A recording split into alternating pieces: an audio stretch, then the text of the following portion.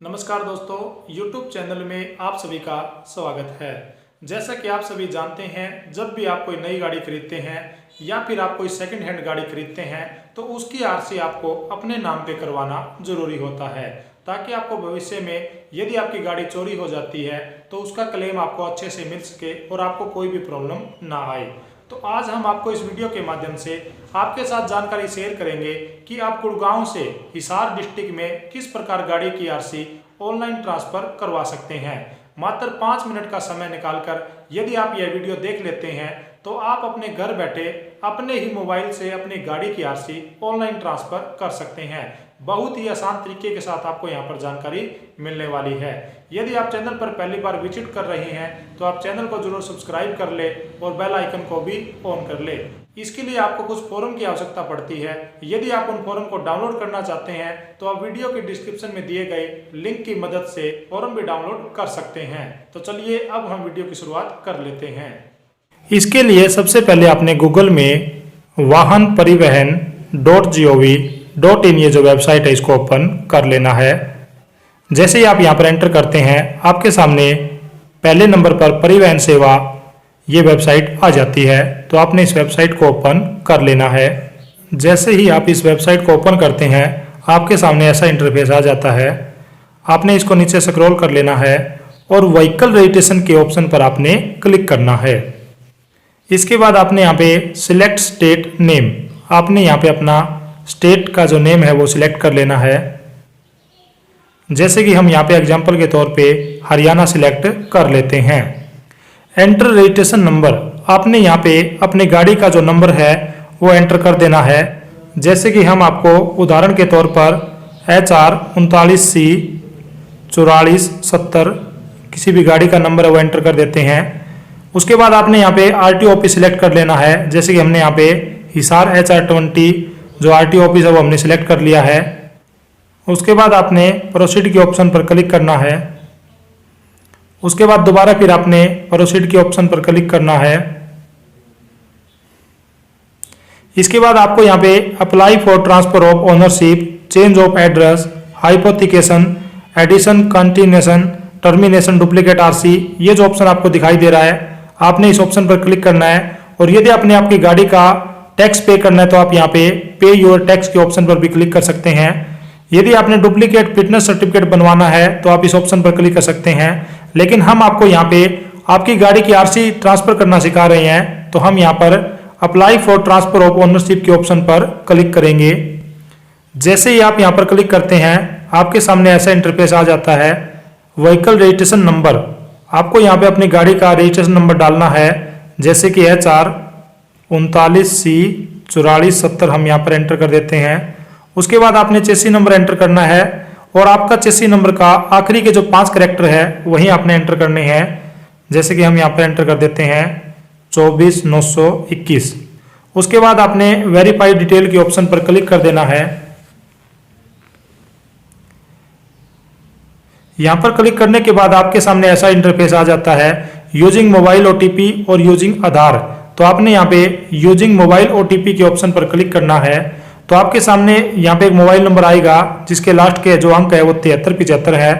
उसके बाद आपने जनरेट OTP के ऑप्शन पर क्लिक करना है। तो आप देखेंगे कि ये जो मोबाइल नंबर है इसके ऊपर एक SMS चला जाता है, OTP चला जाएगा। आपने इस OTP को यहाँ पे एंटर कर देना है एंटर OTP वाले ऑप्शन में। जैसे कि हम यहाँ पर OTP एंटर कर देते हैं। उसके बाद आपने सबमिट के ऑप्शन पर क्लिक कर देना है।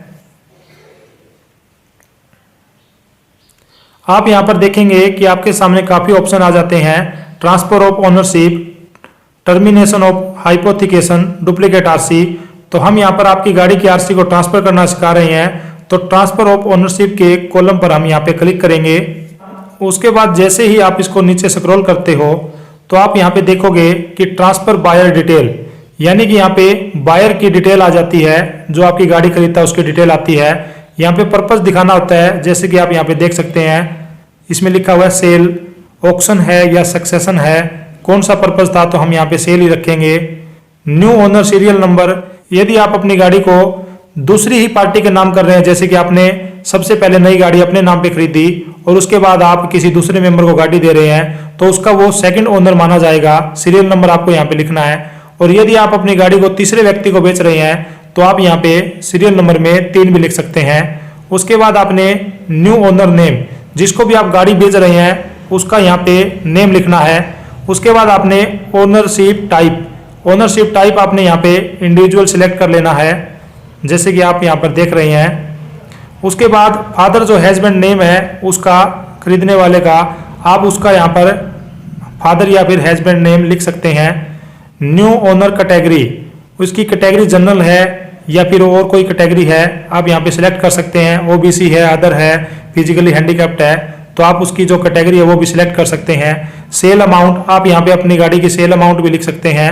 उसके बाद सेल डेट, कि आपने अपनी गाड़ी को किस तारीख को बेचा है, तो आपने यहाँ पे सेल डेट को भी लिखना है। उसके बाद आगे आप देख रहे हैं new owner buyer mobile number, तो आप गाड़ी खरीदने वाले मालिक का मोबाइल नंबर भी यहाँ पे लिख सकते हैं। Do you want to retain this registration number for allotment on purchase of new vehicle after transfer of ownership, आपने इस ऑप्शन को यस कर देना है।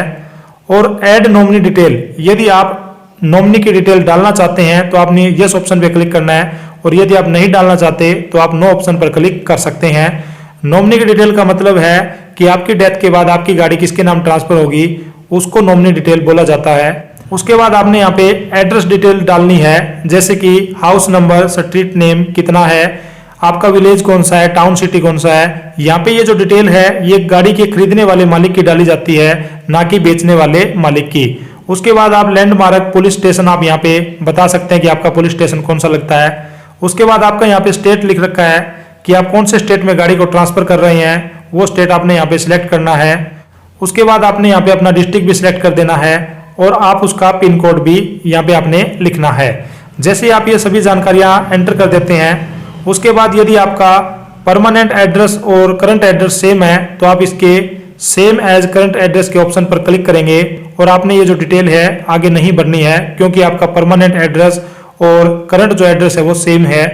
उसके बाद आपने यहाँ पे इंश्योरेंस की डिटेल आ जाती है, जैसे कि आपकी गाड़ी का जो इंश्योरेंस जो टाइप है वो थर्ड पार्टी है या फर्स्ट पार्टी है, वो आपने यहाँ पे सिलेक्ट कर लेना है। इंश्योरेंस कंपनी आपकी कौन सी है, किस कंपनी से आपने इंश्योरेंस करवा रखा है, उस कंपनी का नाम आपने यहाँ पे सिलेक्ट कर लेना है। जैसे ही आप इस ऑप्शन पर क्लिक करते हैं आपके सामने काफी सारी कंपनी आ जाती है, तो आप अपनी गाड़ी के बीमे में आप अपनी कंपनी देख सकते हैं कि आप किस कंपनी का यहाँ पे बीमा करवाया हुआ है। उसके बाद पॉलिसी नंबर यहाँ पे ऑटोमेटिक चेक लेता है, यदि नहीं चकता तो आप यहाँ पे पॉलिसी नंबर डाल सकते हैं। आपके इंश्योरेंस की जो डेट है वो कब से लेकर कब तक रिन्यूअल है, आप उसकी डेट भी, बीमे करवाने की स्टार्टिंग डेट और लास्ट डेट को भी आपने यहाँ पे एंटर कर देना है।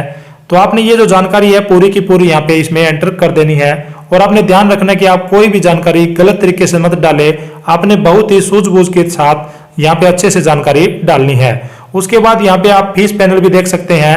ट्रांसफर ऑफ ओनरशिप, यानी कि आपको 500 रुपये ट्रांसफर ऑफ ओनरशिप की फीस लगेगी, और स्मार्ट कार्ड फीस, यदि आप स्मार्ट कार्ड बनवाते हैं तो आपको यहाँ पे 200 रुपये फीस देनी पड़ेगी। इस प्रकार टोटल जो आपकी फीस है 700 रुपये आप यहाँ पर देख सकते हैं, आपको 700 रुपये यहाँ पे फीस देनी पड़ेगी।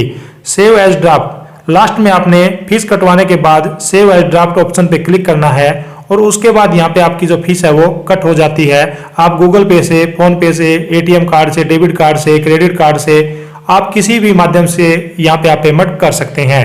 उसके बाद आपको एक एप्लीकेशन नंबर मिल जाता है, आप उस एप्लीकेशन नंबर की मदद से आरटीओ ऑफिस में विजिट करने का जो दिन है आप उसको सिलेक्ट करते हैं। जिस दिन भी आप फ्री होते हैं उसी दिन का टाइम आप बुक कर सकते हैं, और जो भी आप टाइम यहाँ पे दिन यहाँ पर बुक करेंगे उसी दिन हम अभी आपको डॉक्यूमेंट बताएंगे, वो सभी डॉक्यूमेंट लेके आपने अपने आरटीओ ऑफिस में जाना है। वाहन की आरसी ट्रांसफर करते समय लगने वाले जरूरी डॉक्यूमेंट की अब हम बात कर लेते हैं। फॉर्म नंबर 29 और फॉर्म नंबर 30, आपको इस फॉर्म की जरूरत पड़ती है। आप यह फॉर्म कोर्ट से या फिर आप फोटोस्टेट की दुकान से भी इस फॉर्म को ले सकते हैं, या फिर आप इस फॉर्म को वेबसाइट की मदद से गूगल से भी डाउनलोड कर सकते हैं, और आपने इस फॉर्म को अच्छे से भर लेना है। गाड़ी की आरसी, आपकी गाड़ी की ओरिजिनल आरसी की आपको यहाँ पे जरूरत पड़ती है। गाड़ी का इंश्योरेंस, और आपको यहाँ पे एक वैलिड इंश्योरेंस की जरूरत पड़ती है। यदि आपकी गाड़ी का इंश्योरेंस वैलिड नहीं है तो आप यहाँ पे अपना वैलिड इंश्योरेंस बनवा सकते हैं, यहाँ पे एक्सपायर इंश्योरेंस काम नहीं करेगा। और PUC सर्टिफिकेट यानी कि आपकी गाड़ी का पोल्यूशन सर्टिफिकेट भी आपको यहाँ पे चाहिएगा, तो आप उसको भी बनवा सकते हैं।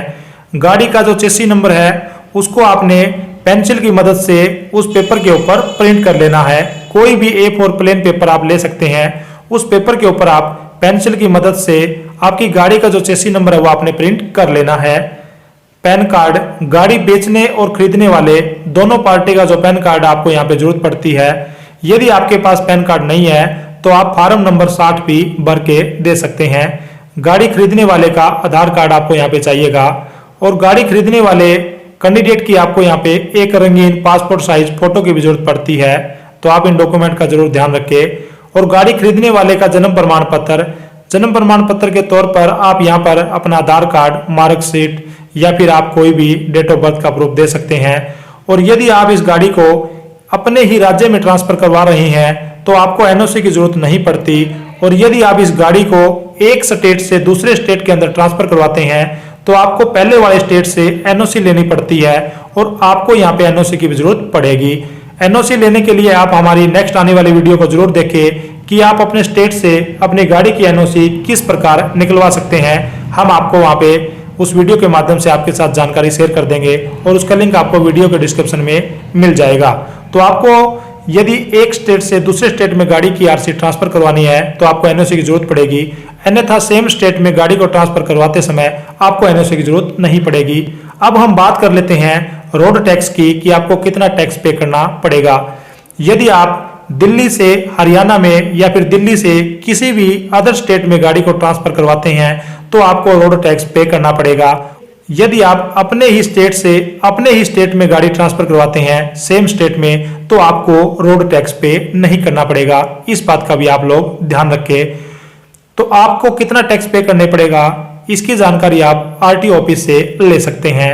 और यदि अब भी किसी साथी के मन में गाड़ी की RC ट्रांसफर करवाते समय कोई भी किसी भी प्रकार का सवाल या जवाब आपके मन में रह गया है तो आप अपना सवाल हमसे क्लियर कर सकते हैं।